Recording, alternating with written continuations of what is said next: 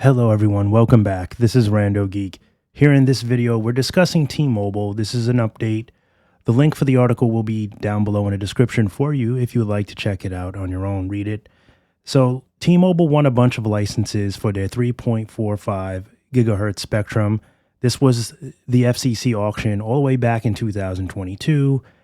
T-Mobile, of course, under the agreement of getting their hands on this spectrum, must meet coverage requirements. So there's a lot of pressure coming down on them because they've kind of just been sitting around and twiddling their thumbs with a lot of this spectrum here.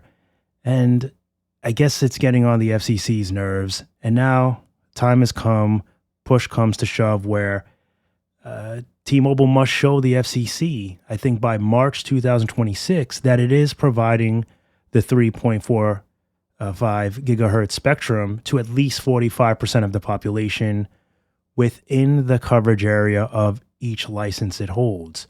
So by March of 2029, that requirement will rise to 75% of the population covered by each license.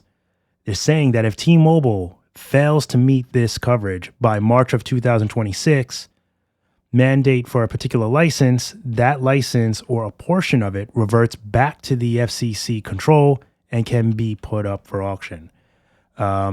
So this is the problem here. T-Mobile has been accused of hoarding its 2.5 gigahertz spectrum.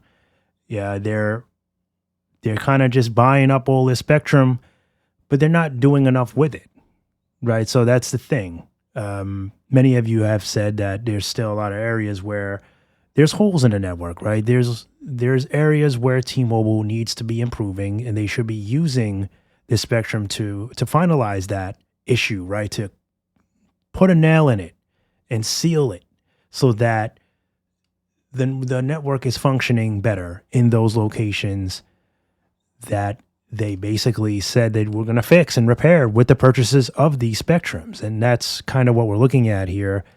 And I guess we're going to find out if T-Mobile is really just talk or if they're going to walk the walk.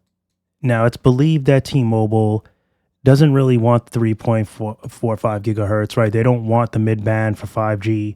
They actually, I believe, sold some of this off a while back. And it looks like what they really are just focusing on is the 2.5 gigahertz. Supposedly, that's what they're going to use. But the problem here is they're being accused of not even doing enough of that, right? They're not pumping enough of that into their network. Instead, they're being accused of just purchasing all this spectrum and just kind of trying to keep it out of the hands of AT&T and Verizon.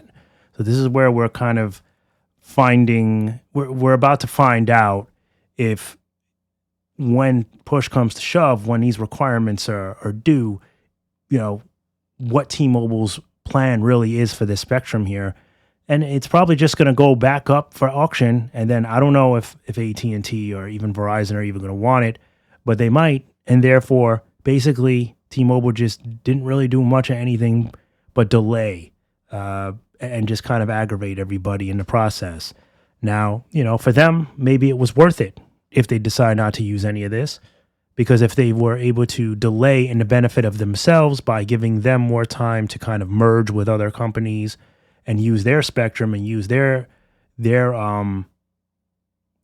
towers in order to get out there quick and fast and maybe more price efficiently for them, right? Maybe that's their plan all along. I don't know. But we'll see, I guess. So either way, I just wanted to keep you guys in the loop. Yeah, I mean, as far as I can tell, a lot of the 3.45 gigahertz was sold off into two parts. 159 million was swapped for $159 million was swapped for 2.5 gigahertz licenses. And I think there's 93% sold to Columbia Capital for over 2.7 billion. So that was, of course, according to New Street Research. So I have a separate article here, which I'll include that for you. You can read up on that sale if you're wondering where the source of that information is, to kind of give you an idea. But yeah, that's all I have for you here. As always, thank you so much for stopping by and watching, and I'll catch you in the next one. Bye for now.